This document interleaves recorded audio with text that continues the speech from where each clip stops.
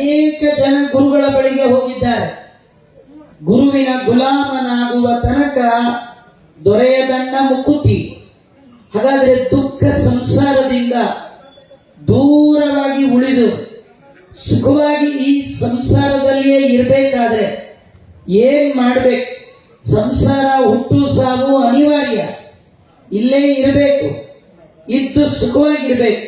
ಅದರ ಉಪಾಯ ಭಾಗವತ ಏಕಾದಶ ಸ್ಕಂದ ಹೇಳುತ್ತೆ. ಅವಧೂತ ಹೇಳ್ತಾನೆ, ರಾಜ ನನಗೆ 24 ಜನ ಗುರುಗಳು ಅಂತ. ಅವನಿಗೆ 24 ಆದ್ರೆ ನಮಗೊಂದು ಮಿನಿಮಮ್ 240 ಜನ ಗುರುಗಳು ಬೇಕು. ಅಂದ್ರೂ ಪರ್ಫೆಕ್ಟ್ ಆಗ್ತೀವಿ ಅಂತ ಗ್ಯಾರಂಟಿ ಇಲ್ಲ. ಇವರಿಗೆ 24 ಜನ. ಈ ಜೈನರ ಮಠದಲ್ಲಿ 24 ಜನ ತೀರ್ಥಂಕರರು ಅಂತ. ಈ ಅವಧೂತ ತನಗೂ 24 ಜನ ಅಂತ. ಆ 24 ಜನ ಅಂದ್ರೆ ನಿಮಗೆ ನೆನಪಿಟ್ಕೊಳ್ಳಿಕ್ಕೆ, ನಮ್ಮಲ್ಲಿ ಭಗವಂತನ ಪ್ರಧಾನ ರೂಪಗಳು ಕೇಶವಾದಿ 24 ರೂಪಗಳು. ಆ ರೂಪಗಳೇ 24 ಗುರುಗಳಾಗಿ ನನಗೆ ಪಾಠ ಹೇಳಿದ್ದಾರೆ. ಅವರೆಲ್ಲರನ್ನ ನೋಡಿ ನಾನು ಕಲಿತ ಪಾಠ. ನೋಡಿ, ಹೇಳ್ಕೊಟ್ಟು ಕಲಿಯೋದಕ್ಕಿಂತಲೂ ನೋಡಿ ಕಲಿಯೋದು ಜಾಸ್ತಿ. ನಮ್ಮ ಮಕ್ಕಳು ಟಿವಿ ನೋಡಿ ಕಲಿಬಾರದ ಕಲ್ತದ್ದೇ ಜಾಸ್ತಿ. ಗಂಟೆಗಟ್ಟಲೆ ಪಾಠ ಹೇಳ್ಕೊಟ್ರು ಕೇಳಿದ್ರಿಂದ ಬರಲ್ಲ, ನೋಡಿದ್ರಿಂದ ಬರುತ್ತೆ. ಕೇಳುವ ಮಾಧ್ಯಮಕ್ಕಿಂತಲೂ ನೋಡುವ ಮಾಧ್ಯಮ ಅದು ಬಹಳವಾಗಿ ನಮ್ಮ ಮೇಲೆ ಪರಿಣಾಮ ಬೀರುವಂಥದ್ದು.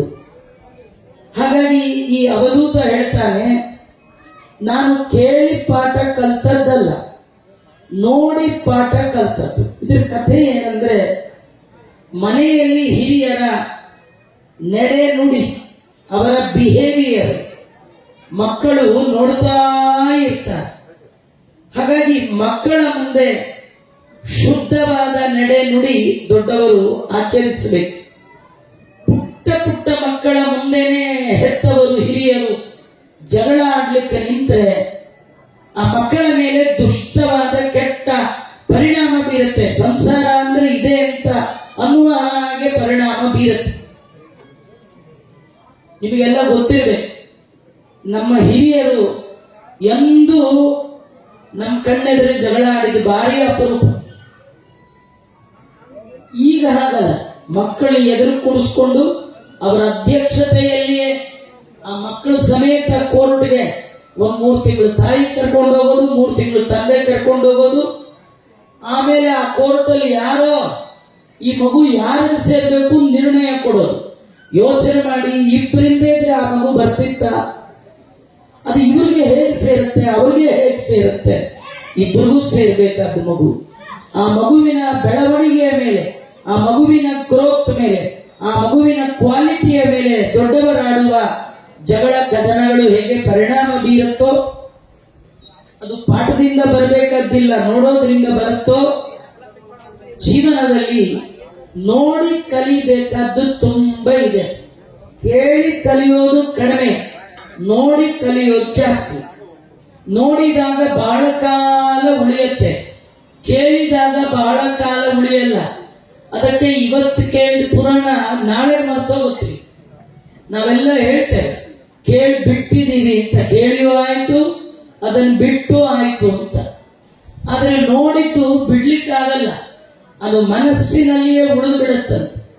ಹಾಗಾಗಿ ಇವನಂತಾನೆ, ನಾನು 24 ಜನ ಗುರುಗಳು ಬುದ್ಧಿಪಾಶ್ರಿತ, ನನ್ನ ಬುದ್ಧಿಯಿಂದಾಗಿಯೇ ಅದರಲ್ಲಿರುವಂತಹ ಗುರುತ್ವ, ಒಳ್ಳೆಯ ಗುಣಗಳನ್ನ ನಾನು ನನ್ನ ಜೀವನದಲ್ಲಿ ಅಳವಡಿಸಿಕೊಂಡು ಇವತ್ತು ಈ ಸಂಸಾರದ ಒಳಗೆ ಇಷ್ಟು ನಿಶ್ಚಿಂತನಾಗಿದ್ದೇನೆ ಅಂತ.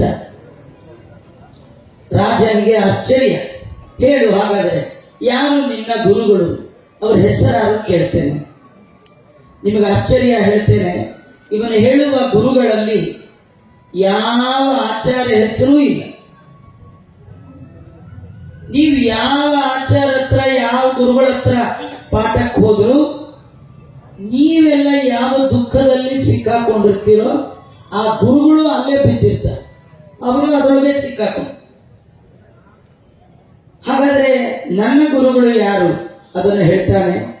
ನನಗೆ ಗುರುಗಳು ಪೃಥ್ವಿ, ವಾಯು, ಆಕಾಶ, ಆಪೋ, ಅಗ್ನಿಶ್ಚಂದ್ರಮಾ, ರವಿ, ಕಪೋದೋ ಜಗರ ಸಿಂಧು, ಪತಂಗೋ ಮದಗೃಗ್ಗಜಾಃ, ಮಧುಃ ಹರಿಣೋ ಮೀನಃ, ಪಿಂಗಲ ಕುರೋದ್ಭಗಃ, ಕುಮಾರಿ ಶರಕೃತ್ ಸರ್ಪ, ಊರ್ಣನಾಭಿ ಶುಪೇಶಕೃತ್, ಏತೇ ಮೇ ಗುರವೋ ರಾಜನ್ ಚತುರ್ವಿಂಶತಿರಾಶ್ರಿತಾಗ. ನನಗೆ 24 ಜನ ಗುರುಗಳು. ಅದರಲ್ಲಿ ನನ್ನ ಮೊದಲ ಗುರುಗಳು 5 ಜನ ಪಂಚಭೂತಗಳು, ಪೃಥ್ವಿ, ತೇಜಸ್, ವಾಯು, ಆಕಾಶ, ಅಗ್ನಿ. ಇದಿಷ್ಟು 5 ನನ್ನ ಮೊದಲ ಗುರುಗಳು. ನಂತರದಲ್ಲಿ ರಾತ್ರಿ ಬೆಳಗುವ ಚಂದ್ರ, ಹಗಲು ಬೆಳಗುವ ಸೂರ್ಯರಿಂದ ನಾನು ಪಾಠ ಕಲಿತೆ. 8ನೇ ಗುರು ನನಗೆ ಒಂದು ಕಾಡಿನಲ್ಲಿ ವಾಸ ಮಾಡುವ ಪಾರಿವಾಳದಿಂದ ಬದುಕು ಹೇಗೆ ನಡೆಸಬೇಕು, ಹೇಗೆ ನಿಶ್ಚಿಂತವಾಗಿ ಬದುಕಿರ್ಬೇಕು, ಅದನ್ನು ಪಾರಿವಾಳದಿಂದ ಕಲಿತೆ. ಇನ್ನೊಂದು ನನಗೆ ಗುರು ಹೆಬ್ಬಾವು, ಇನ್ನೊಂದು ಗುರು ಸಮುದ್ರ, ಇನ್ನೊಂದು ಚಿಟ್ಟೆ, ಇನ್ನೊಂದು ಜೇನು, ಇನ್ನೊಂದು ಆನೆ, ಇನ್ನೊಬ್ಬ ಜೇನು ಸಂಗ್ರಹ ಮಾಡುವವ, ಇನ್ನೊಂದು ಜಿಂಕೆ, ಇನ್ನೊಂದು ಮೀನು, ಇನ್ನೊಂದು ಪಿಂಗಳೆ ಅನ್ನುವ ವೇಶ್ಯ ಸ್ತ್ರೀ. ಅವಳಿಂದ ನಾನು ಪಾಠ ಕಲಿತೆ ಅಂತ. ಒಂದು ಕುರವ ಅಂತ ಒಂದು ಸಮುದ್ರದ ತೀರದಲ್ಲಿರುವಂತ ಸಣ್ಣ ಹಕ್ಕಿ, ಅದರಿಂದ ಪಾಠ ಕಲಿತೆ. ತೊಟ್ಟಿಲಲ್ಲಿ ಮಲಗಿದ ಮಗುವಿನಿಂದ ನಾನು ಪಾಠ ಕಲಿತೆ. ಒಬ್ಬ ಮನೆಯಲ್ಲಿ ಮನೆ ಕೆಲಸ ಮಾಡುವ ಒಬ್ಬ ಹೆಣ್ಣು ಮಗಳು, ಅವಳನ್ನು ನೋಡಿ ನಾನು ಪಾಠ ಕಲಿತೆ. ಒಬ್ಬ ಬಾಣವನ್ನ ತಯಾರಿಸುವವ, ಅವನನ್ನು ನೋಡಿ ಪಾಠ ಕಲಿತೆ. ಒಂದು ಸರ್ಪದಿಂದ ಪಾಠ ಕಲಿತೆ, ಒಂದು ಜೇಡರ ಹುಳುವಿನಿಂದ ಪಾಠ ಕಲಿತೆ, ಕಣಜದ ಹುಳುವಿನಿಂದ ನಾನು ಪಾಠ ಕಲಿತೆ.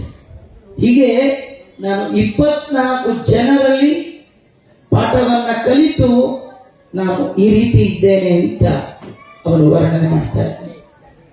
ಈ ರಾಜನಿಗೆ ಬಹಳ ಆಶ್ಚರ್ಯ. ಇದು ಎಲ್ಲ ನಾವು ನೋಡಿದ್ದೇವೆ, ಆದ್ರೆ ಇದು ಪಾಠ ಹೇಳ್ಕೊಡುತ್ತೆ ಅಂತ ನಮಗೆ ಗೊತ್ತೇ ಇಲ್ಲ. ಅದರಿಂದ ಕಲೀಲಿಕ್ಕೇನೋ ಇದೆ ಅಂತ ಗೊತ್ತೇ ಇಲ್ಲ.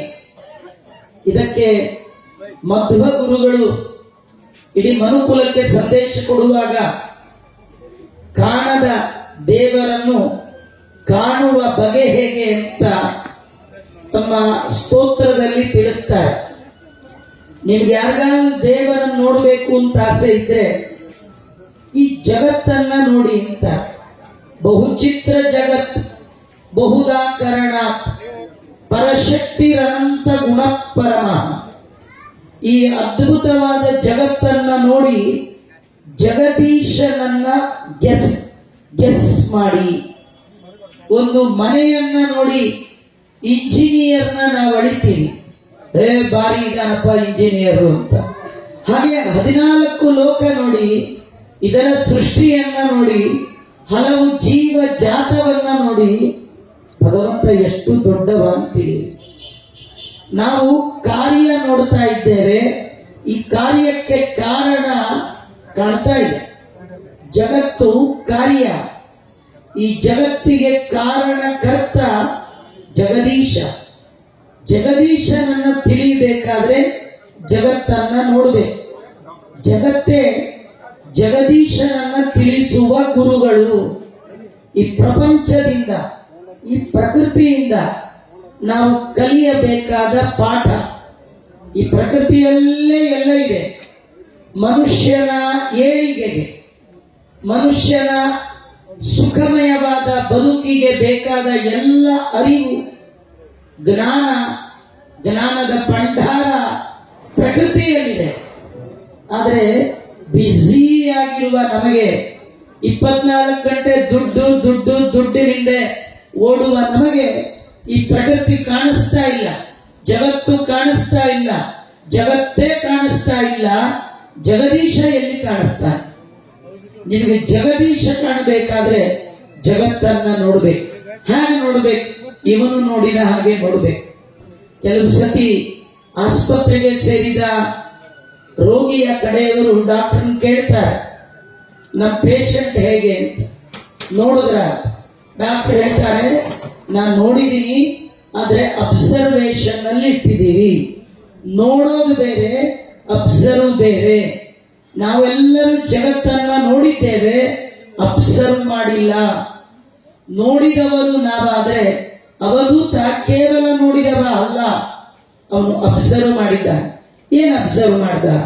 ಅವನು ಹೇಳ್ತಾ, ನಾನು ಯಾರ್ಯಾರಿಂದ ಏನೇನ್ ಪಾಠ ಕಲಿತೆ ನಿಮಗೆ ಹೇಳ್ತೇನೆ ಅಂತ. ನಾನು ಈ 24 ಜನರ ಪಾಠವನ್ನು ಹೇಳಿಕ್ಕಾಗೋಲ್ಲ. ಯದ್ಯಪಿ ನಾನು 2 ದಿನ ಬರ್ತೇನೆ ಉಪನ್ಯಾಸಕ್ಕೆ ಅಂತ ಇಲ್ಲಿ ಆಯೋಜಕರಿಗೆ ಹೇಳಿದ್ದೆ. ನಿನ್ನೆ ರಾತ್ರಿ ಬಸ್ ಕೂತಾಗಲೂ ಹಾಕೊಂಡಿದ್ದೆ. ಆದರೆ ನನಗೆ ದಾರಿಯಲ್ಲಿ ನಾಳೆ ಮನೆಯ ಕಾರ್ಯಕ್ರಮ ಒಂದು ತುರ್ತು ಕರೆ ಬಂದಿರೋದ್ರಿಂದ ಇವತ್ತೊಂದು ದಿನವೇ ನಾನು ಉಪನ್ಯಾಸ ಮಾಡ್ಲಿಕ್ಕೆ ಆಗ್ತಾ ಇದೆ. ಮುಂದಿನ ಬಾರಿ ಬರುವಾಗ 3 ದಿನ ಇರ್ತೇನೆ ಅಂತ ಅವರಿಗೆ ಆಶ್ವಾಸನೆ ನಾನು ಕೊಟ್ಟಿದ್ದೇನೆ. ಆದರೆ ಇವತ್ತು ನನಗಿರುವ ಇನ್ನೊಂದು ಅರ್ಧ ಗಂಟೆ